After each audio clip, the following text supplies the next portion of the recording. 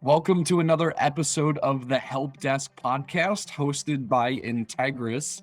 Today, I have the pleasure of welcoming Sara Shaw Meyer. She is the Director of Development at the Girl Scouts River Valleys. In her role, she works with corporate foundation and individual leaders to support the Girl Scout movement.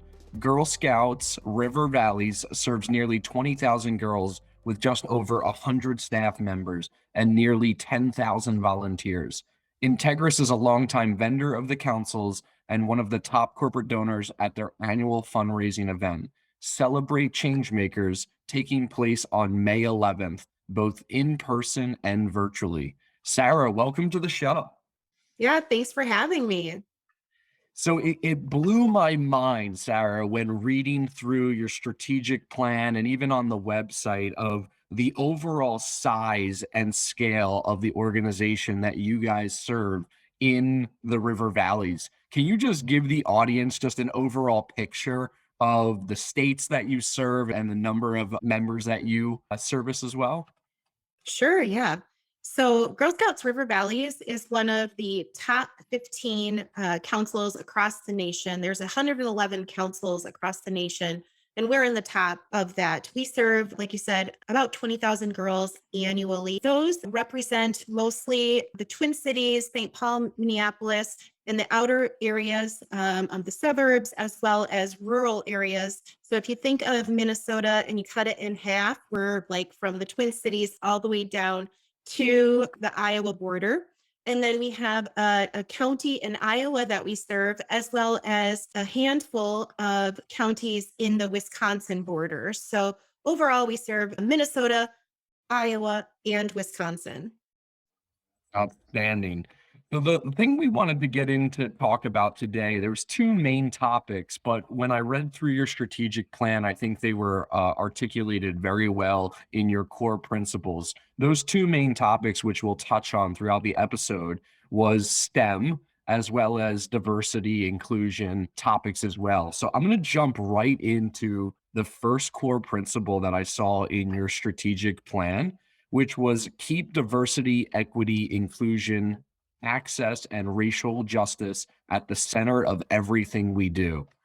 I'm just going to let you take the floor on that core principle and run with it. Yeah, sure. So, Anthony, when we think of what's happened over the past couple of years, it's been a really tough and challenging time for not only adults, but girls as well, and our community members. And when we think of 2020, when we were isolated, alone, in home because of COVID, we really took a step to look at what is Girl Scouts and how do we serve Girl Scouts. Layer that on with the racial injustices that are happening specifically in Minnesota, but across the country. We knew that we need to do something. Girl Scouts as a whole has been a leader in equity and justice for the entire time of the 110 years that we've been around. And actually, in Girl Scouts River Valleys, we've had a strategic plan probably about 4 years ago now that really focused on our diversity, equity, and inclusion efforts. This keep diversity, equity, and inclusion and racial justice is something that we knew we wanted to make sure that it was front and center of our strategic plan and our core purpose of our organization.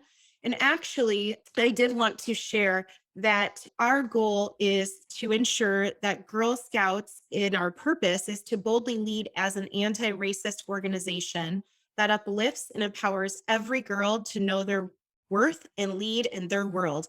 And that seems very specific. And that word anti racist, some people might say, wow, why didn't they just go with equity as a purpose in their organization? And for our organization, our leaders that were looking at this, what is the next step for Girl Scouts? It's black and white. It's not gray. And saying that you're an equitable organization seems to be more in that gray area. We want to make sure that people know who Girl Scouts stands for and what Girl Scouts is. And that's why we said our purpose in everything that we do moving forward, we will have that diversity, equity, and inclusion lens in everything that we do. Hiring BIPOC employees, that means training our staff. That means training our volunteers and our leaders to ensure that every single girl that wants to join Girl Scouts, and every single community member that is interested in Girl Scouts feels that they have a place in Girl Scouts.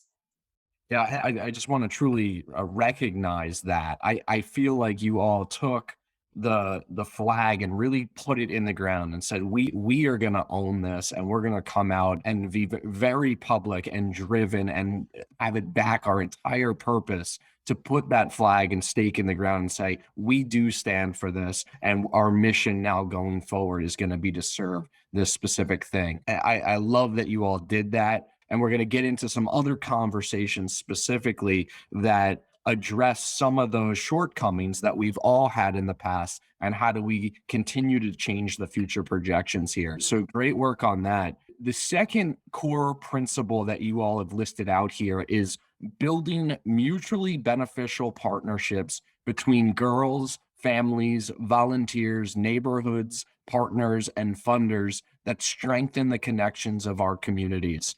What is the thought process behind that core principle?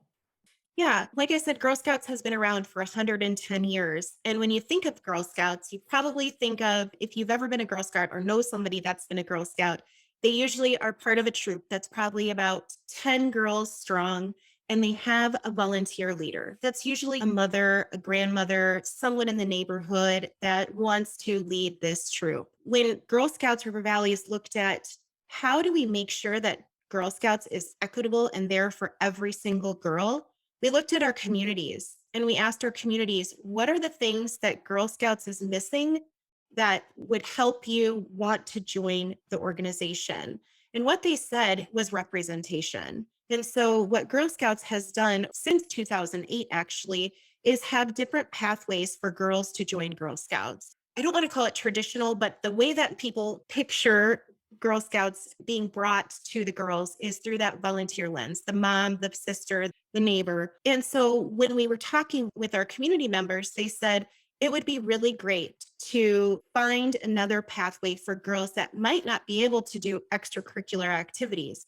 And so we launched our Connects program. It's Connects with a Z, not an S. Our girls actually came up with that name of the program. And that program is actually based out of our schools. Prior to the pandemic, we served about 3,000 girls through this in school program. And what it was, where we actually have trained staff, mostly staff of color, that go into the schools, work with the schools or the community centers to identify girls that might benefit from programming.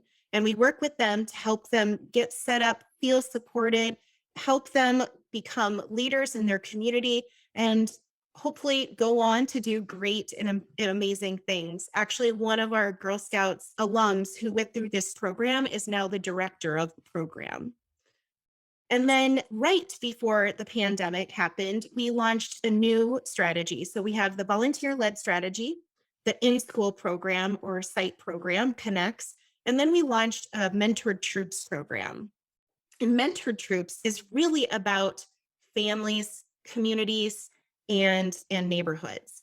That means where we go out into the community and we identify women of color that are interested in creating an opportunity for girls to grow. And we recruit these women of color to then lead troops of color. We think that this is very important. It's really important when we talk to their community members that girls that are part of the program have mentors that look like them and that they can identify with. And we know that this program actually works really well. So far, we have over 40 mentored troop volunteers leading our mentored troop program, and it's been very successful. In fact, we will be featuring one of our mentored troops led by Carvey and Paulette. They're amazing women, and we'll be featuring them at the Celebrate Changemakers event on May 11th as well.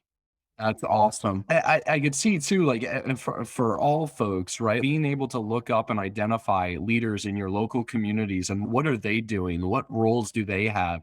They could be teachers, they could be business owners, they could do a million different things. And having those examples early on in your life and as you're growing, I think those role models will really help shape the future of the girls and what they may even want to do with their life or where they're going, or give them even hope and direction. And that mentor probably well beyond once they get out of Girl Scouts at whatever age that may be, and rotate them back in to come back in as leaders. Have you seen any examples of that you could share with us?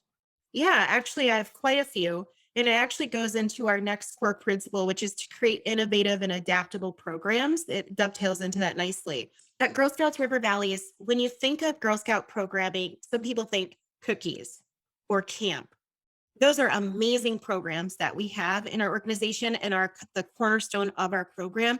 But there is so much more that Girl Scouts programming has to offer, specifically in ensuring that girls can explore different careers and pathways for them where they see women in those careers. So I'll give you a couple of examples.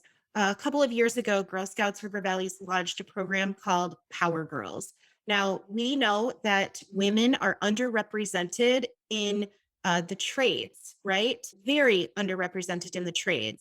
And we also know that the trades have a workforce shortage. A lot of organizations right now have a workforce shortage, but really the trades was really hurting and has been really hurting to recruit electricians, plumbers, carpenters, and Girl Scouts River Valley said, you know what? We know that is a great field for girls to get involved in and get interested in. And it's a great pathway for a successful career.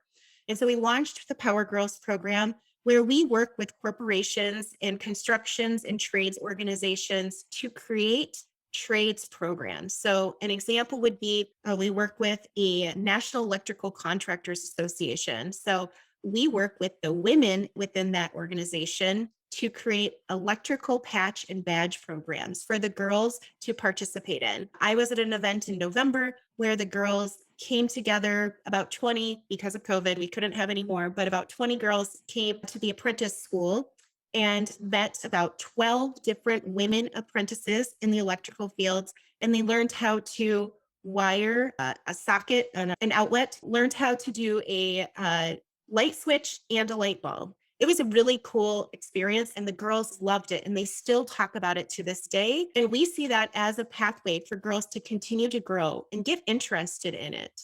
Another example is STEM, science, technology, engineering, and mathematics. Again, continues to be a male dominated field.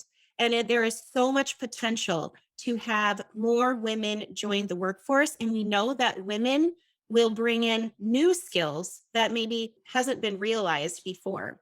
So Girl Scouts actually, as a whole, we launched a program to focus on STEM outreach. And our goal was to engage about 2.5 million girls in STEM careers by 2025. And we are very close to reaching that goal. And in fact, Girl Scouts River Valleys were one of the top councils that bring STEM programming to our girls.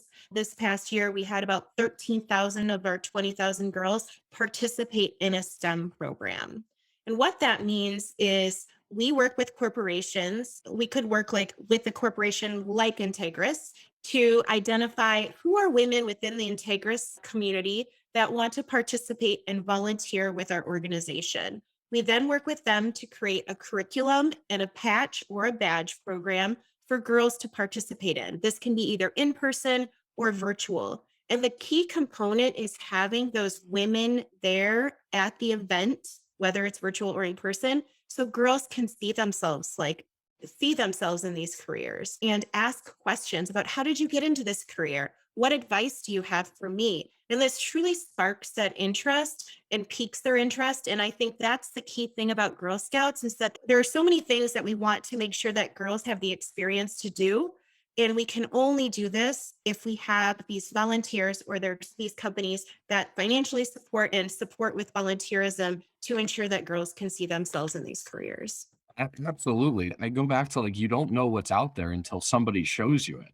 So if you're not getting exposure to all these different things that you could do in your life or be a part of or set a career in, I just absolutely love it. You and I initially connected on this specific topic around what Integris is looking to roll out to the entire country, which we started in New Jersey and then got it approved by the Department of Labor, but it was an apprentice IT program. One of the top reasons was women and getting women into the workforce. We knew this talent was out there. Every time we posted jobs, we would get literally zero resumes from women. And We knew that women were getting engineering degrees and IT degrees and all of this stuff from four-year colleges, but then at some point they were almost removing themselves from that workforce or from that career path, and we couldn't understand why, and we had no answers for it. So what we ended up doing is, why don't we go deeper or earlier in this? Why don't we look into the community colleges that have 2-year programs and bring in individuals in that in their first year or two of college and bring them in and show them a career path.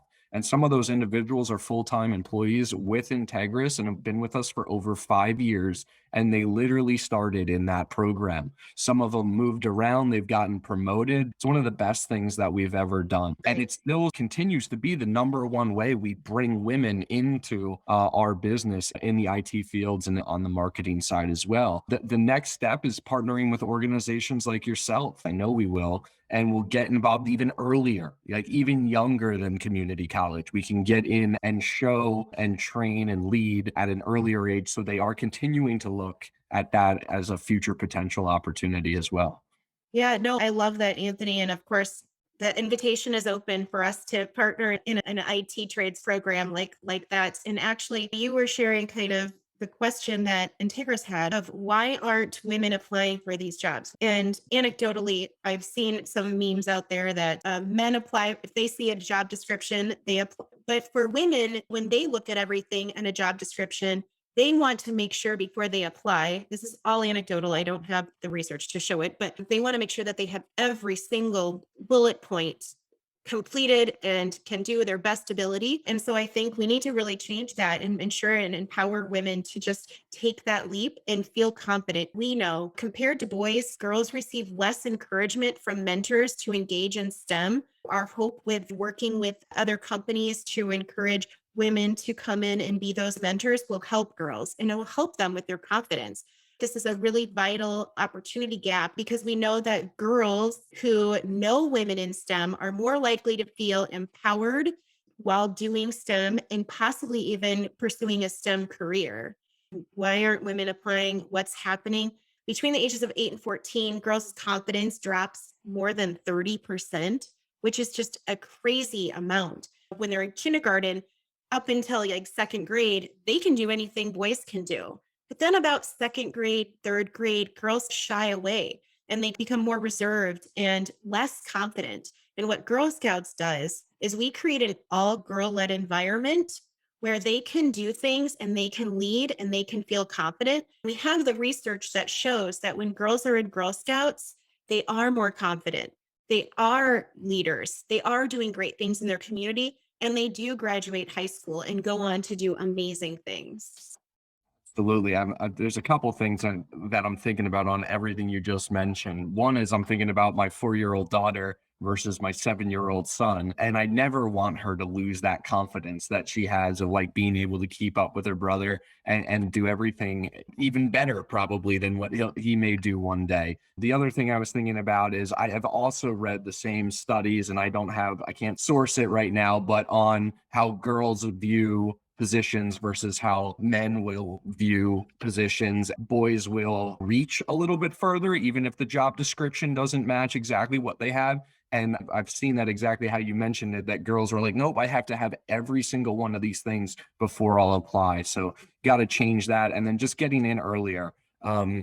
I wanted to give another example to companies out there that are thinking about this, and we will be doing this in IT. I know for a fact we will because we've already done it. We've expanded to Austin now, and I think with the partnership with Girl Scouts of River Valley, we can definitely go there next. I think this is a really good time to do that and get involved. But another example that Integris has used to bring girls to the table and to have the conversation is events. Based on the type of event, it may be towards a older age group, but we've done our standard corporate events and we've invited those communities from the schools and our partnerships with those schools to come out as well to our events, get to talk to our engineers, get to talk to the centers of influences, and just start to assimilate and get almost mentors within the business unit already. And so any businesses out there, and this could be architecture, it could be accounting, it could be any of these, like I call them professional service firms, should be thinking about how do I engage? Sara mentioned about hiring is very difficult right now. one of the best ways you can get over the hiring problems of today is by going in, dedicating some time early on into these different communities and bringing them out and just getting that pipeline. And they will never forget that. I think some of our most loyal employees have come from these deep seated engagements that started at a very young age. So thank you for Yeah. sharing all that, Yeah, Sarah. that just reminded me something, Anthony, is when we think about the next generation of the workforce, they rely on social media. They rely on experiences. They don't just go out and Google like job for XYZ. They think about really internalize kind of what organizations have I benefited from? What organizations do my peers talk highly about? And I think just having a corporation that is invested in community, whatever that looks like for them, is a key component into driving that workforce into your company. Yeah. I just spent some time with a friend. She was helping me do some work painting cabinets and stuff like that. Her and I were talking about our experiences through colleges and sports and how we eventually got to the career paths that we were on. And she mentioned very specifically she was a huge soccer player throughout middle school and high school and got college opportunities based off of that. But at that same time, her career path was unknown. She was like, I knew I was going to college for soccer, but I didn't know what my career path was going to be. And I just picked physical therapy, even though I knew nothing about it. She ended up having two knee surgeries while going to school for soccer and had to go and do actual physical therapy because of those surgeries and was like, I don't want to do this at all. And she found that out 2 years into school. And I think her and I were talking about, I think all of us have that similar type of journey. If we went for X and then figured out we didn't want to do X and went to Y. And her path was all of a sudden she fell in love with economics and business and supply chain. And now that's what she's doing. And what's more important in the world right now than supply chain and logistics? And she's working for L'Oreal. She's thriving. And my thought just goes to if there was supply chain organizations and companies or departments within a big organization like L'Oreal that were coming in and educating or at least giving you a taste of what that looks like, I think we would probably all be a little bit happier in our overall career paths because it does take a lot of people some struggle to get to where they actually want to be. Yeah. Yeah. Actually, that's funny that you said about the supply chain because there was a Girl Scout cookie shortage this year. And, uh, and so our poor girls were waiting on cookies and it was a supply chain issue. And so we were able to take those lemons of the supply chain issue and create a curriculum to give girls a qualified, because the koala was our theme this year, qualified supply chain expert patch where girls learned all about the supply chain to make sure that this was a learning experience. But gosh, that would have been great if we were able to maybe partner with a supply chain expert to come in and talk about that. Maybe we'll add that in for next year as well. Absolutely. I just Tell it's your like friend from L'Oreal to hit us up. I will. It's amazing, like some of these massive organizations, and it's just a career path that nobody really talked about, and all of a sudden, it is one of the most important careers that is out there based on where we are today and where we need to go. So with that, we'll get into the final core principle here, which is empower girls so that they can be a leader and change the world with experiences designed to support them in taking the lead and taking action on issues they most care about. Yeah. Another piece that Girl Scouts really works on specifically is advocacy.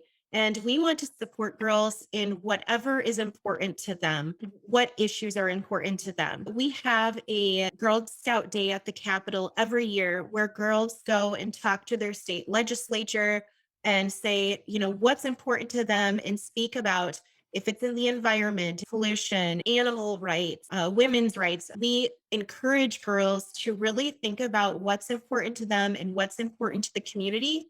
And we help make those connections for them so they can make a difference in their own community. And we do that through volunteers who help mentor the girls. We do that through our staff who ensure that the girls are having this great curriculum. We have an event every year where we actually honor two girls that are doing amazing things. And this is where Integris is actually a sponsor. of the event this year. It's called Celebrate Changemakers because we believe that Girl Scouts are change makers. There are so many girls that are doing incredible things, and everyone can be a change maker when they put their mind to it. So this year we'll be featuring two amazing girls, Kylia and Catherine, who are both seniors in high school, who have really taken the core principles and the mission of Girl Scouts and have brought that into their community. And so on May 11th, we'll be lifting them up and celebrating them of all the work that they're doing. People will be joining virtually, and it's a celebration, but it's also an opportunity for people to fund our mission. So everything that we talked about, our core principles about making sure that we have partnerships with corporations, making sure that we make sure that every girl has the opportunity to participate in Girl Scouts, ensuring that DEI RJ is in the center of everything we do. That is what we're going to be raising funds for and lifting up girl voices on May 11th. And so if you have any folks out there that are interested in learning more about Girl Scouts, I think signing up and registering for the virtual event on May 11th, again, it's free. I think that's a great kind of way for people to learn a little bit more about our organization and be inspired by the great work that our girls are doing, our community members are doing. And again, just celebrating those girls and celebrating that Girl Scouts is for every girl. Love it. Ladies and gentlemen, that is Sara Shaw Meyer, the Director of Development at Girl Scouts River Valleys. As Sara mentioned, check out Celebrate Changemakers on May 11th. If you're in the River Valleys, you can come in person. You can also attend virtually. That being said, if you are not in the Minnesota, Wisconsin, Iowa area, please reach out to either Sara or your local organization to understand how you can get involved and help out the Girl Scouts and feed that mission and that purpose of what they're looking to do strategically over the next couple of years. Sara, thank you so much for coming on the Help Desk. This was outstanding. Yeah, thanks, Anthony. Really appreciate it. And thank you, Integris, for your longstanding partnership. We could not do this work without you. So thank you.